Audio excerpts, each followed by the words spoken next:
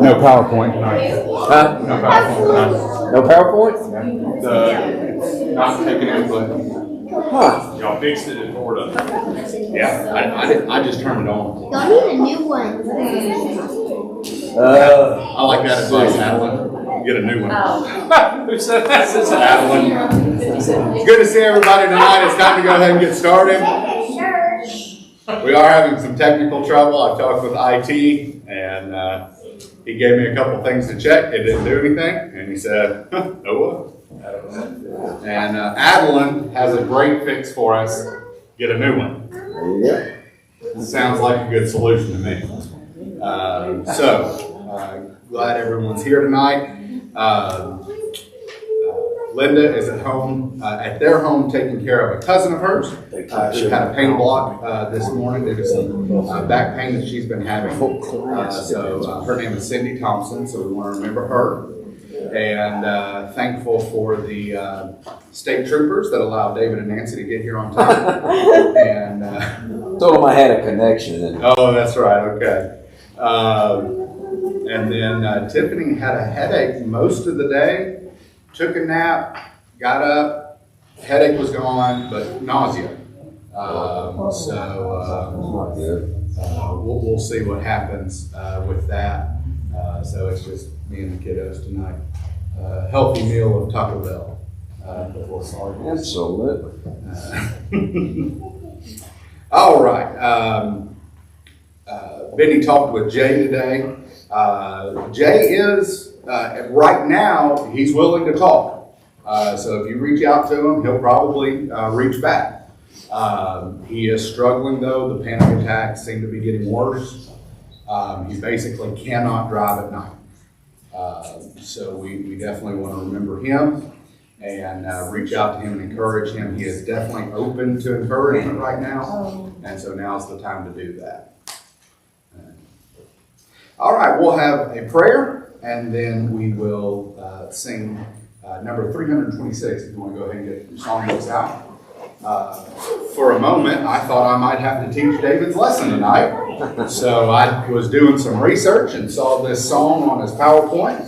Thought it would be a good one for us to go ahead and start with this evening. Number 326, Trust and Obey.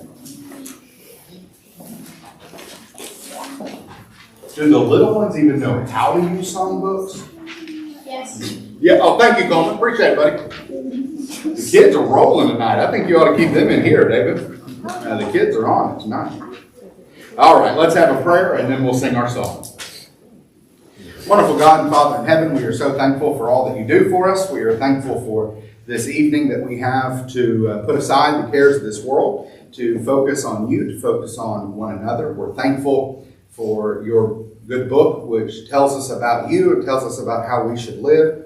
Help us to open our hearts and minds to the instruction of the hour, that we may better understand you and that we may come to a healthy fear of you, and that we may, like Jacob, think of you as our fear that keeps us in line, that saves us, that is so much more than just a trembling, but it is a trusting that we have in you because of what you can and will do. Be with those that we mentioned as needing our prayers, those who aren't feeling well, those who are traveling, and be with us throughout this hour. It's in your Son's holy name we pray. Amen. Trust and obey.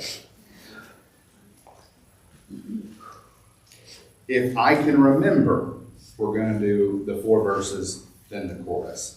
But sometimes I just get going and forget that I said to do that. So y'all just hang in there with me. When we walk with the Lord in the light of His Word, what a glory He sheds on our way. While we do His good will, He abides with us still, and with all who will trust and obey. Not a burden we bear, not a sorrow we share. share, but our toil he doth richly repay. Not a grief or a loss, not a frown or a cross, but is blessed if we trust and obey. But we never can prove the delights of his love until all on the altar we lay.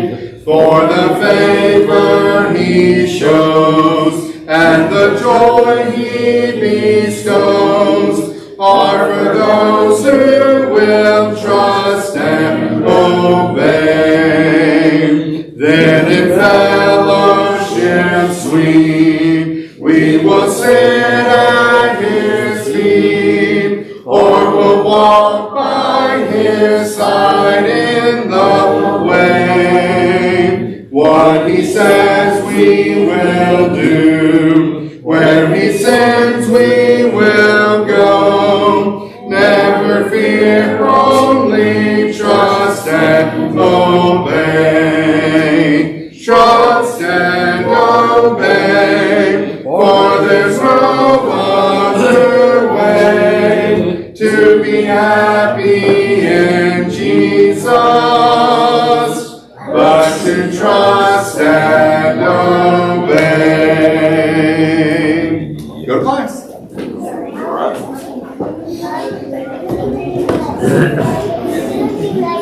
Miss Nancy's gonna be your teacher. Yay!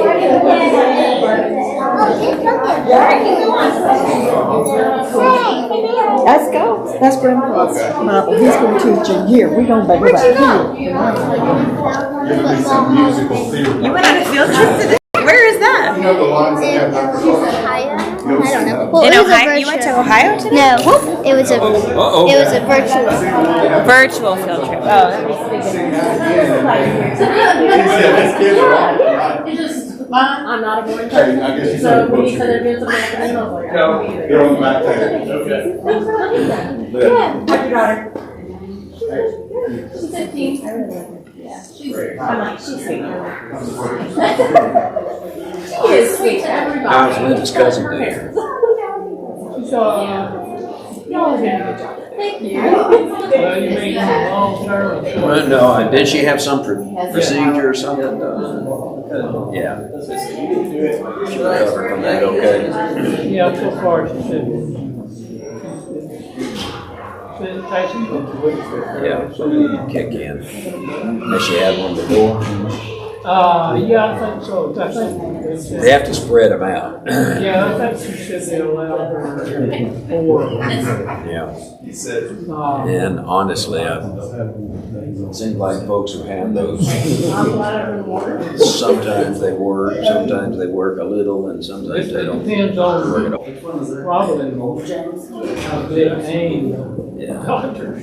I tell you, back problem seems to be the most resistant to anything they can do about it. Yes. Once people have back trouble, it seems like Good job. just never. Well, they told her Adeline has a very important question.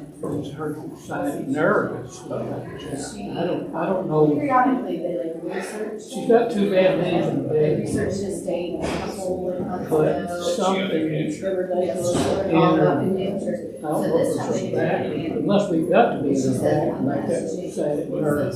Yeah, well, it starts and then it goes That's down. the question for I Jen. don't know. I was like, The only plan. very I get curious the to knee. see what Yeah. James said. The rest of the Well, time, I'm hoping. Now, does she live in Vermont? she lives in Bailey. Oh, She goes from Yeah, we Riverside. should find out. okay. Riverside. Yeah, sure. Cindy, just confirming that Ray is he gonna be off this weekend? We had scheduled a building and grounds thing for this Saturday. Usually we schedule around. James has said, his keep work like, schedule. right here, right I didn't know. I got it changed. You already, yeah, already.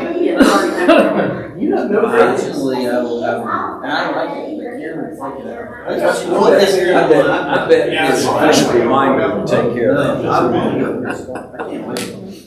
Well, good evening, guys. It's good to be back. Nancy and I tell you what, we discovered we can get from Freeport to Moody in 3 hours flat, and that even includes one stop for gasoline if you're motivated. And don't worry, Richard, the unofficial, trustful policeman who sits in the seat next to me made sure I didn't do anything that was over the top. I'm not a real cop anymore, Dave. Yeah. I'm not a real cop anymore. You went up in the echelon. Oh, well. Yeah. If I went 1 mile an hour too fast, says, Nancy, David, they're out. They're going to be watching. It's spring break, and yeah. I said, Drive as fast as you can. Drive as fast as you can afford. Yeah, that's exactly right. What the judges say. Well, we do want to dive right back into our lessons on the study of God.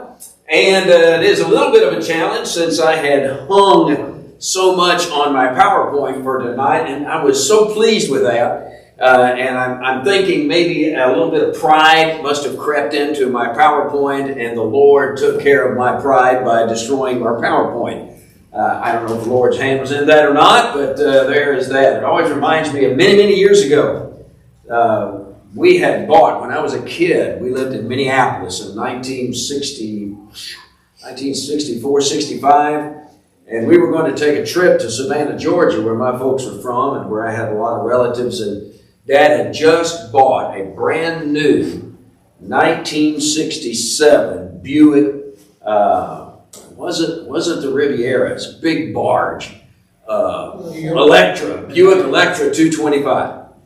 My dad, all his impoverished years, he said, my idea of having finally made it was not a Cadillac. I didn't care anything about having a Cadillac. But if I could have a Buick, and a Buick that was so long, I needed somebody in a rear seat with like a fireman who helped me turn corners. That's what and so he finally bought that Buick in 1967, and that thing was a boat. Those of you old enough to remember those 60s and 70s barges, I mean, they were land yachts.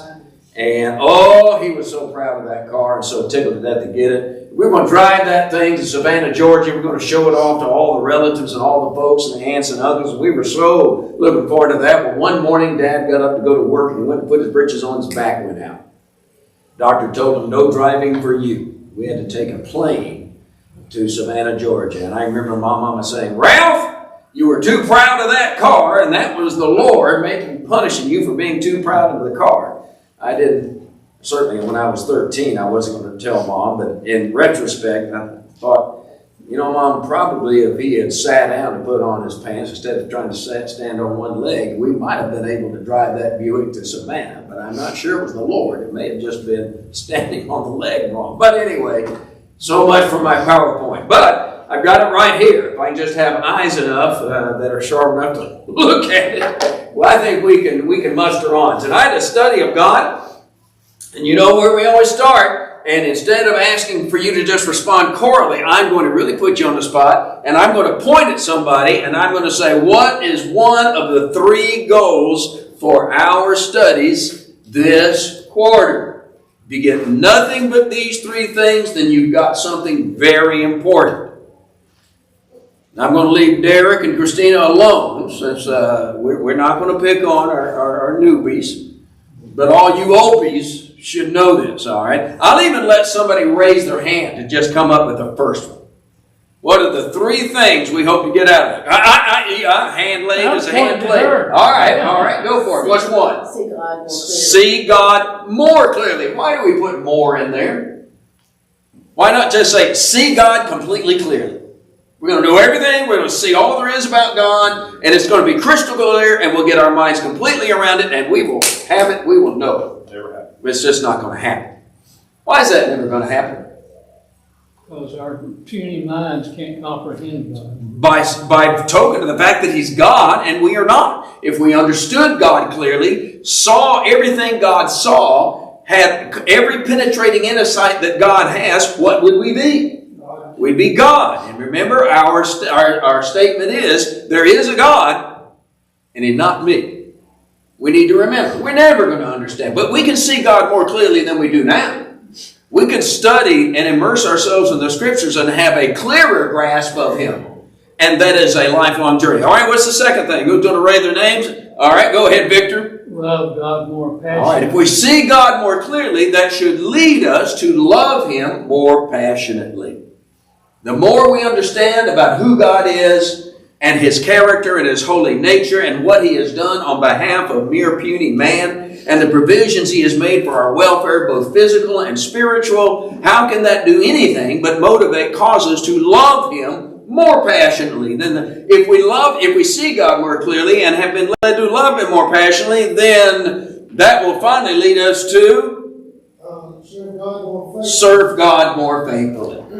I want to be sure we see how those things are not just separate, discrete bullet items, that they are inextricably connected. One leads to the other. We see Him more clearly, leads us to love Him more passionately. And if we love God more passionately, are we going to argue and quibble about things to do on His behalf? If a husband truly loves his wife passionately, is he going to whine and complain and have to be dragged and beaten and browbeaten and persuaded and gigged to do wonderful things for his wife? To bring her gifts, to cook dinner for her, to clean up, to help her around? No. That passionate love is expressed in service. And so, that is the practical outcome. It isn't just an academic exercise. This isn't some sort of theological class and some sort of esoteric seminarian kind of thing where we're going to study God and try to understand His great universal self and just lose ourselves in all kinds of high-minded philosophizing and contemplating. No, the point of this is to make us better people on earth. The point of this is to move us more closely into being as holy as He is holy, which of course is the outcome that we're looking for at the end of this first year, that we shall be holy as our God is holy. We can't be holy like God is until we understand something about His holiness, right? So that's what we're doing on Sunday. That's what we're doing on Wednesday. Now, the last couple of Wednesday nights, we're going to follow up tonight. We've been looking at kind of an interesting part of God's holiness. We looked at His wrath a couple of Wednesday nights ago. And we noticed and made a very stringent point to understand that in the Scriptures, wrath is not something outside of and antithetical to God's holiness. It is part and parcel of His holiness. That God's intense fury is as much a part of His holy nature as His love and His mercy and His grace and His kindness and His compassion and His tenderness and His providence. His wrath is part of what makes Him holy. Then we look the next Wednesday at God's jealousy. That His jealousy also, like His wrath, is an inherent part of what makes Him a holy God. In fact, we saw that He says, "My name is jealous." And so that this aspect is such a definitive, inextricable, inherent part of His character that it could even be called His name. Tonight, we look at the fear of God. Now, this thing kind of, are we on a negative thing? No, we're looking at what makes God God. His intense wrath makes God God. His jealousy makes God God. And now tonight, the fear of God is an inherent part. And we're going to look at a couple of passages where fear is actually His name. Isn't that interesting? Now, there is one common denominator. Someone might ask, how in the world can wrath, jealousy, and fear inhere in the character of a holy God? It's because they all have one thing in common. What is it that ignites the intense fury? What is it that makes God mad? Is it that we get on His nerves, we go to Him so much in prayer, kind of like our kids, and they chew on our ear and ask us over and over and tug on our arm? We finally turn around and say, "Would you leave me alone?" Is that dumb? We just irritate Him? No. We might irritate Him, but He doesn't. What is it that ignites the wrath of God? Sin. What is it that we do that ignites God's jealousy? Sin. What is it that causes people to fear God? Sin. Do you see that? That is why we have a pure and holy God who cannot abide, when it cannot exist in the presence of sin without intense wrath. And if it weren't for a provision God made when our sinful self comes in contact with God's pure holiness, the only thing that keeps us from being vaporized on the spot is what? Love. God's love. God's love as expressed in Jesus Christ. Jesus Christ. God's inherent justice demands that sin be dealt with. He cannot exist in the presence of sin. It's got to be adjusted. As we said, He's not granddaddy.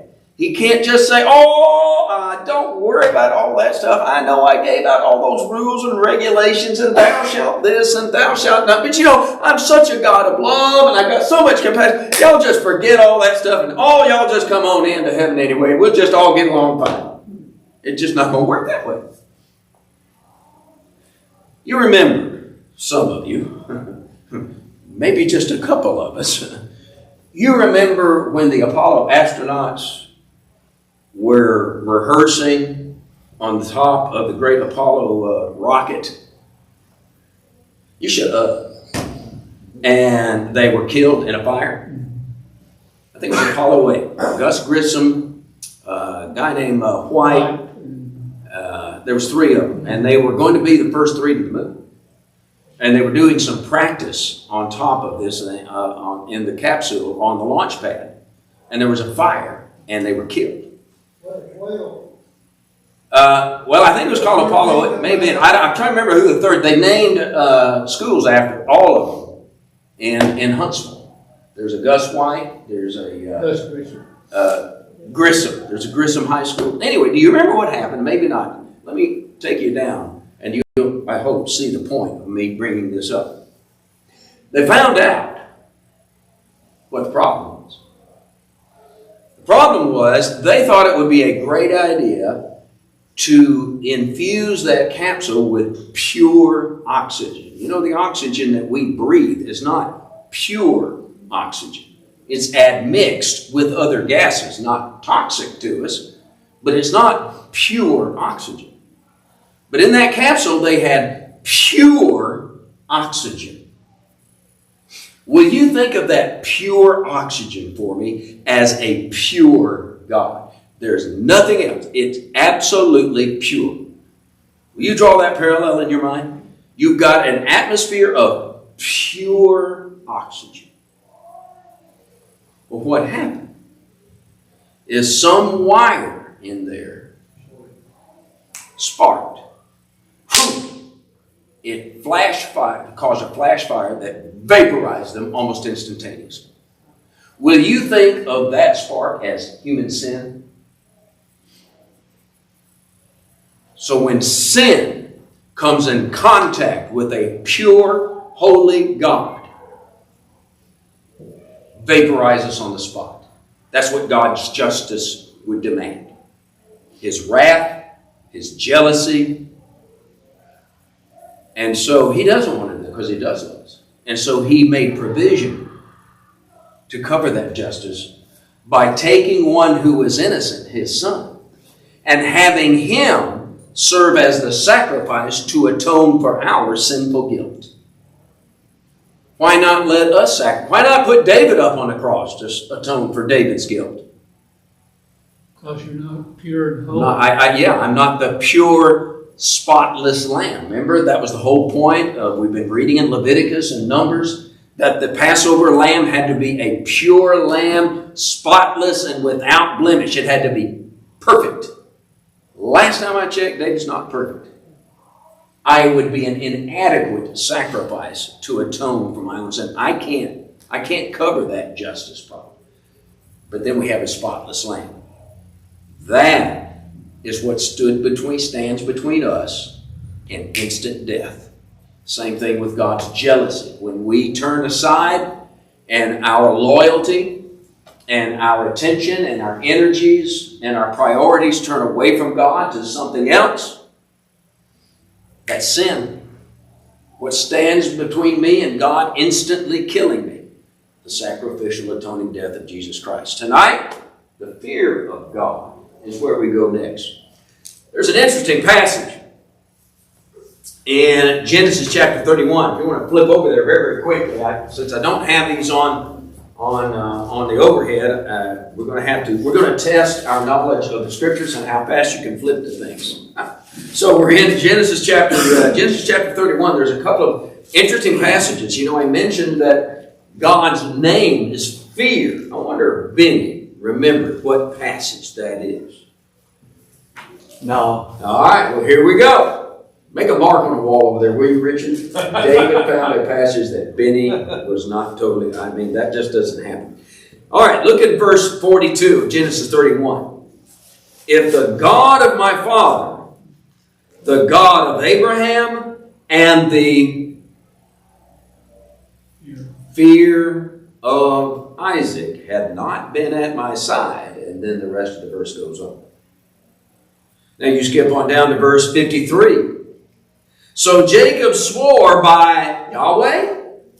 What's God's name here? Jacob swears by the fear of his father. Who is the fear of Isaac and the fear of his father, Jacob's father? Who is that? It's God. Do you see how God actually adopts the name? My name is fear. We saw last week there's a passage that says, my name is jealous. I want you to understand that is such an integral part of my character that it could be my name. All right, what do we want to know? What's the point of this fear of the Lord? How does it benefit us in any practical way? I want you to flip over to Proverbs chapter 9.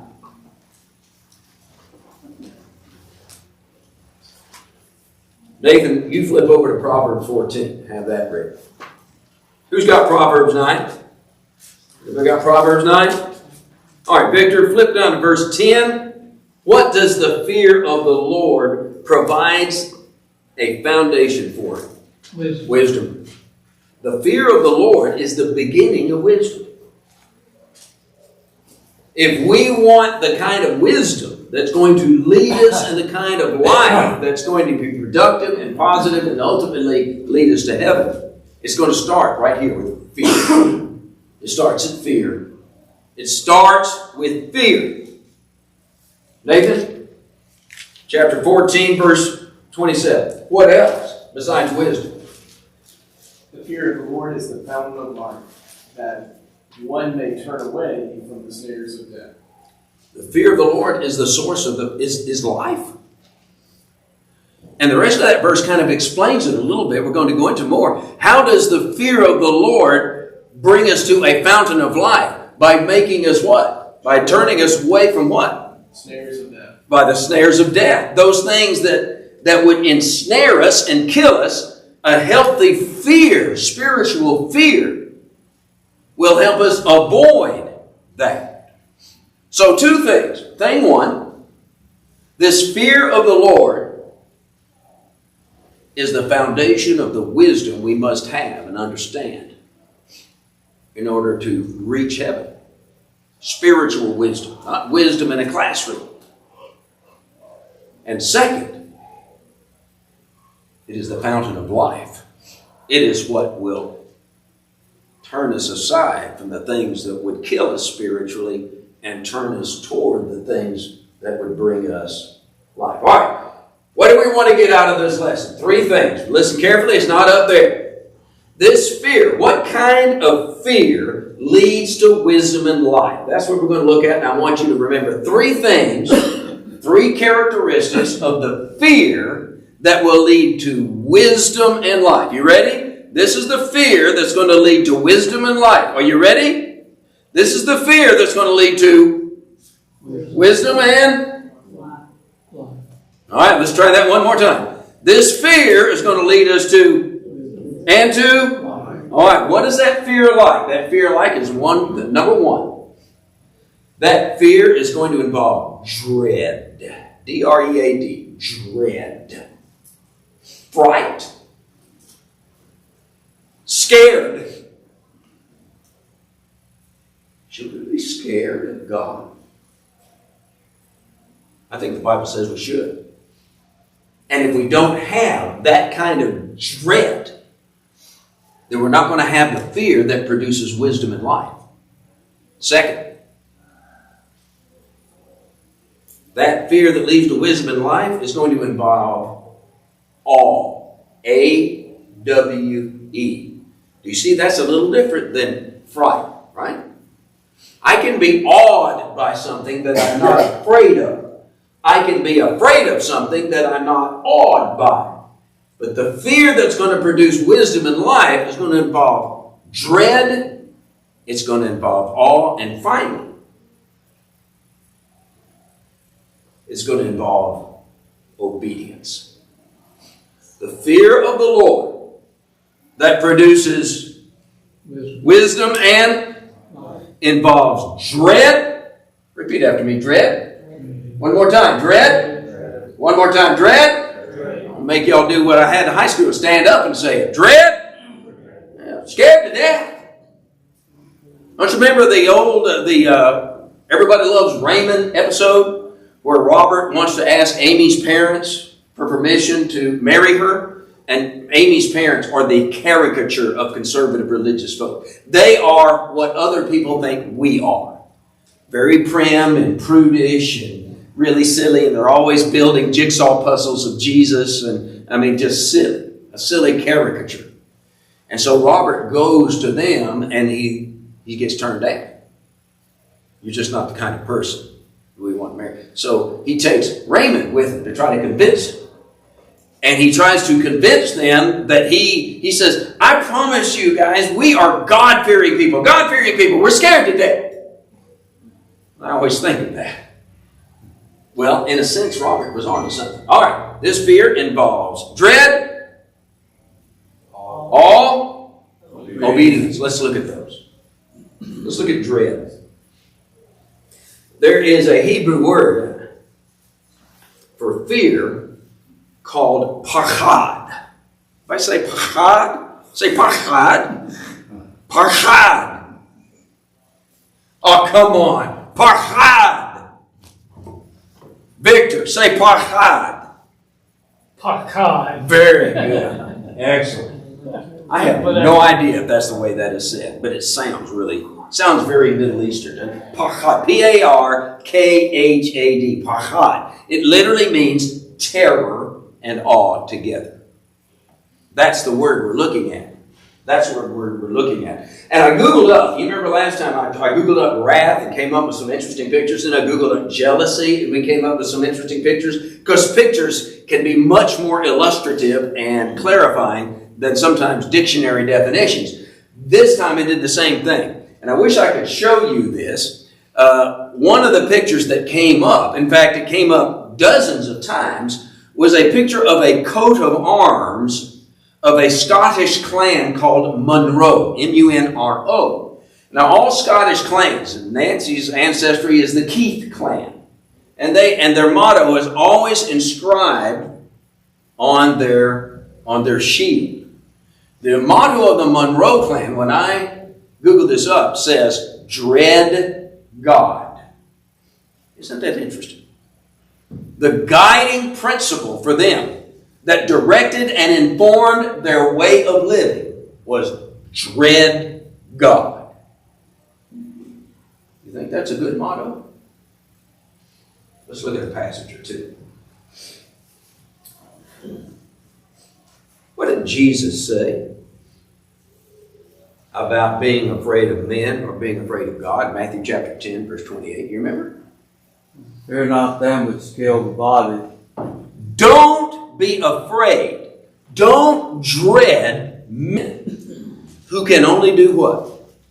Kill Kill your body. Are you scared of somebody who could kill your body? We all are. That's why we have guys like this. That's why we have that gentleman sitting in the lobby, So if some crazy terrorist comes roaring in, he's going to whip out his .38 because we fear somebody killing our body. Jesus said, don't be afraid of them. Let me tell you, you need to be afraid of. What's the rest of verse say? Fear him who is able to cast both soul and body into hell. Exactly. You need to be afraid of the one who can kill both your body and your soul in hell. That's who you need to be afraid of. Should we dread God? Are you afraid of that? Does that frighten you, the idea that our God could destroy both our body and our soul for all eternity in hell? Does that frighten you? If it doesn't, something wrong with you. It scares me. That's a frightening thought. In Hebrews chapter 12, verse 30, the Lord will judge his people, and it is a fearful thing to fall in the hands of a living God. Does it frighten you to think of standing before God and knowing that God's going to judge me and God knows everything about me? Romans chapter 2, that everything we have done, all the deeds done in the flesh are stored up by God. Isn't that an interesting passage, the way that he says that in Romans chapter 2? That every deed done in the body, God stores it up. You know, we do something 30 years later, we might forget about it.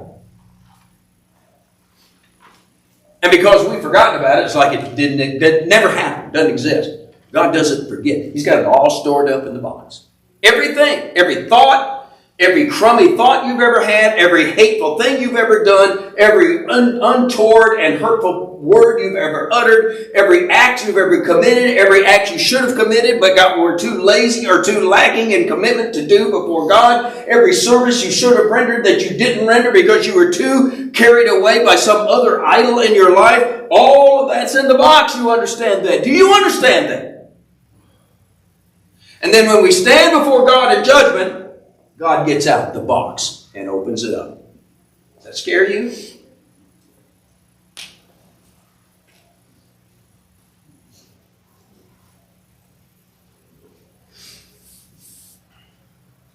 I want you to listen to this quote. We fear men so much because we fear God so little. We fear men so much because we fear God so little.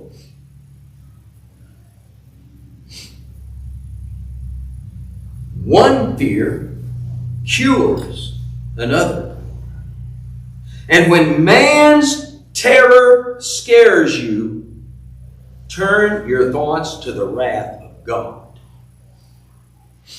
I want to let that marinate in your thinking for a second. We get so afraid of what man might say about us, do to us. And we're living in a world today where that's getting more and more frightening. I'm reading every day in places like Canada and other places where people are being put in jail just for saying that there's man and there's woman and nothing else. Go into jail for that. Just for saying it. Well, if that scares you, you need to think about what it's like to deal with the wrath of God.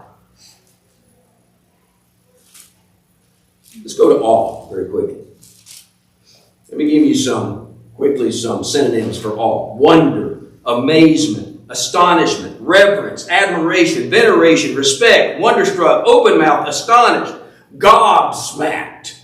You ever heard that expression? I'm just, awe isn't, I'm scared. Awe is, wow. Seeing that moon, that full orange harvest moon, you look at it and you go, oh man. Or you see that sunset, awed. In high school class, we turned that B around from gob smacked, we made it God smacked. Maybe that gives us a little handle on what this is about. The fear that brings us wisdom in life involves awe. The fear of God, a guy named Rudolph Otto once said, the fear of God is the emotion of a creature abased and overwhelmed by its own nothingness in contrast to that which is supreme above all creatures. I can't help but think of David's song. Is it Psalm 8? What is man that thou art mindful of him? Or the Son of Man that you would care anything about him? David was awed. He understood his nothingness, his infinitesimal, insignificant speck in the face of an eternal, omniscient, omnipresent, omnipotent, pure and holy God, and just overwhelmed by that. Oh, if we don't have that when we encounter God, then we aren't getting to where we understand God clearly. Remember what always happened every time Jesus, who was God in the flesh, cured somebody? What did they almost inevitably all do? They go away doing what? Praising and glorifying God. Awe leads inevitably to worship. If we are truly awed, nobody's going to drag us to church and have to sit through another worship service. The man who comes in and sits on the back pew and plants himself and grits his teeth and lays his ear back and curls his toes under, and at the end of an hour goes, "Whew, I made it through another one." I'm so awed by this God. The worship just bubbles up out of me. What else can I do? What other reaction could I evince other than to just flow with worship that this magnificent, overwhelming, holy, pure other being is mindful of me? Because that's the rest of David's song. What is man that thou art mindful of him? He says, but thou hast made him just a little lower than angels. David is not only amazed that he says, I don't understand, but you are mindful of us. Every single individual one of us occupies 100% of God's attention and affection. It isn't that he's got, there's 6 billion people, and so each individual gets 1/6 billionth of God's attention. That's another amazing, awesome thing about our God, that everyone gets 100%. How does he do that? Because he's God. I don't understand that. You're right, because you're not. Third thing, it's going to involve obedience. Ecclesiastes, the closing verses, the end of the matter, all has been heard. Listen to what he says. Fear God and what? Just be scared to death? Keep his commandments, for this is the whole of man. Your versions are going to say the whole duty. The word duty there is not in the original. That's an interpreter's insertion. They think it makes more sense. I think it makes more sense without it. Fear God and keep his commandments, for this is the whole of man. This is what being a human being means. People want to know, what are we here for? What's life all about? Here it is. You fear God. You be in awe of him. You dread his wrath and let that turn you away from the ways of evil. And you worship him for his awesomeness and you obey his commands. That's why you're here. That's what life is about. That's your purpose. It isn't to get to the top of the corporate ladder or to have lots of grandchildren or to make money or to be happy. You think those people in the first century were happy when Jesus said, you be faithful unto death? I'm sure they would have been happier if he said, I tell you what, you be faithful and hang in there and I'll overthrow the Roman government and things will be lovely again and we'll put in place this benign, beneficent government that will be so nice and kind and just, and he will take care of all you Christians and take away all the persecution in your life. You can go to church twice on Sunday, once on Wednesday night, and nobody will ever bother you, and you can go out and preach the gospel and it's going to be great. And that's not what he said. That would have made me happy. Don't you understand? God never promised me to be happy. What he said, you be faithful unto death and I'll give you a crown of life. I'll give you something you'll never get in this life. You want to know what our life's about? That's it. Fear God. And let that drive you to obedience.